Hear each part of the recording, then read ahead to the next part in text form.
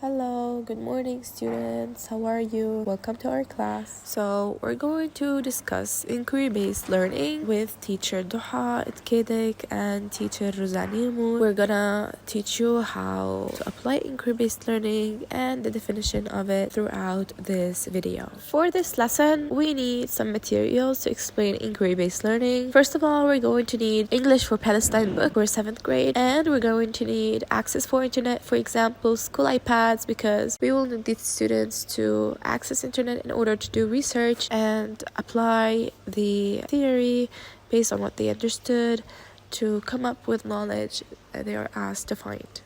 Well, in this lesson, we're going to use English for Palestine for 7th grade, Unit 10, Period 3 to 4, Lesson Technology. As for the lesson objective, first we have the general objective. Students will learn to use critical thinking to understand and analyze the chosen text. Lesson objective, first, to teach the students the basics of critical thinking. Second, to teach the students to understand the text and its context. 3, to teach the students new vocabulary and words. 4, to analyze the text correctly. 5, to apply critical thinking to the text. These objectives all aim to the idea of inquiry-based learning and its goal, which is to make the students think with critical eye, critical mind, and become the creators of knowledge. What is the meaning of inquiry-based learning, or IBL? Well, it is a mean of pedagogy that makes the students engage in creating knowledge processes where the student is the center of the approach. It starts with questioning and it directs them to self-learning. This is what Rachel Smith said, and it makes a lot of sense because student here is the center of this process because he creates the knowledge. It's all about him. It's no longer the teacher himself. The teacher does not deliver the knowledge as it is to the student. No, the student takes a big turn, to create the knowledge, where they come up with the knowledge themselves. They do research to find the knowledge that it requires. And the teacher here is a guide to help the students. Okay, so this makes the students question until they become self-learners, and they become active learners as well. And they direct themselves by themselves. This quote by Benjamin Franklin tells a lot about inquiry-based learning. Why? Well, listen. Tell me and I forget. Teach me and I may remember. Involve me and I learn. Well, it tells a lot because when you tell something to somebody, they will forget right after. And if you teach them, they might remember it. But if you involve them in the process of learning, if they become the creator of the knowledge, as inquiry-based learning does, they will learn for sure, and they would understand, and they would not forget it. How does it work? Well, as we said, it is a student-centered approach, which means the student is the center of the knowledge. He comes up with the knowledge. He creates it, not the teacher himself. The teacher isn't the center anymore. 2, students learn by doing. Well, student goes into the process of creating the knowledge, as we said. So he learned by experiencing, making the knowledge. He learned from it. Because the knowledge does not come to him so easily. He has to find it by himself, by research. 3, students become self-directed learners, which means students learn to research, learn to create knowledge. They become self-directed. They direct themselves to come up with the knowledge itself. So they become active learners. And 4th, students experience creating knowledge. As we said, the student creates knowledge by research. Why is it important?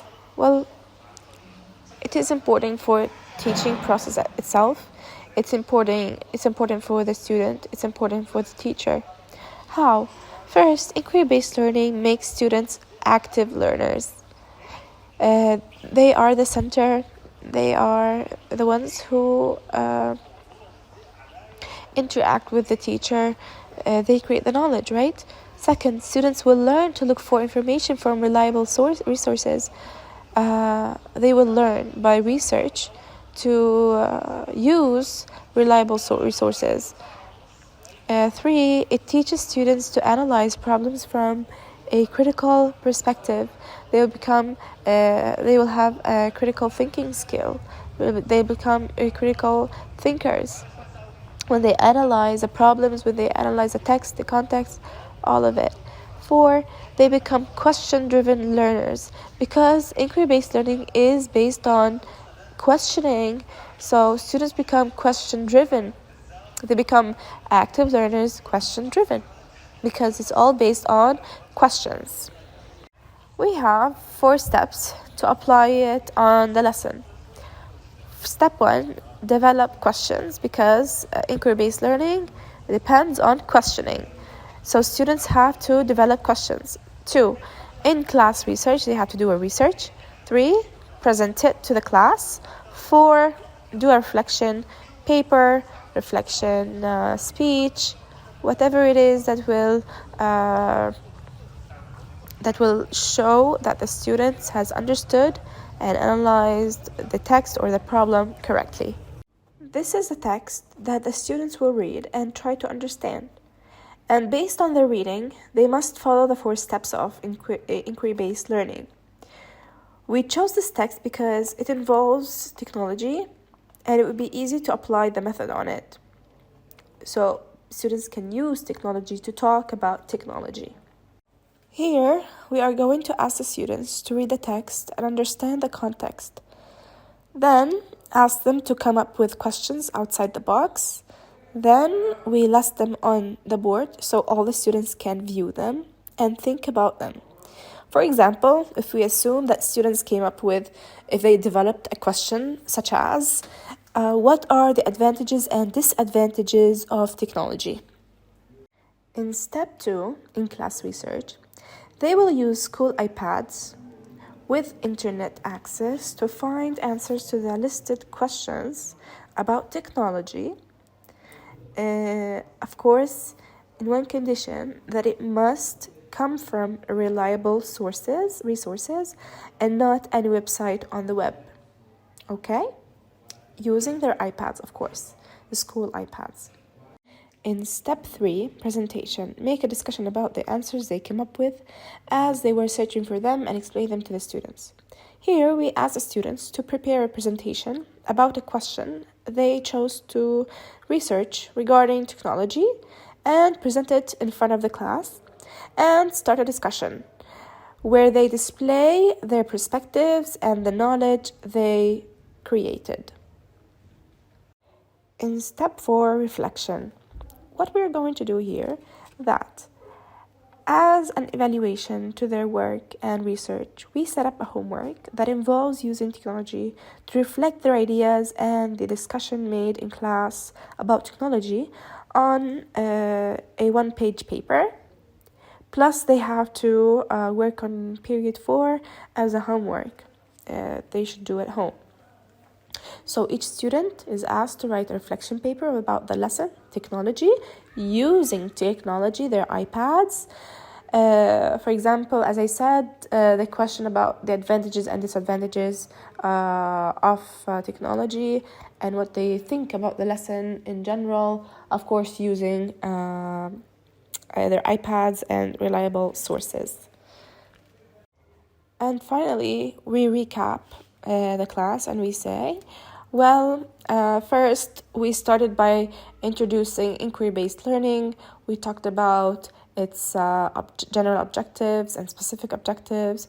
We talked about its definition, and then we talked about why is it so important, what's the benefits of it on the teaching, for the teacher and for the students, and how does it work. And we said how to apply it in class by doing the 4 steps.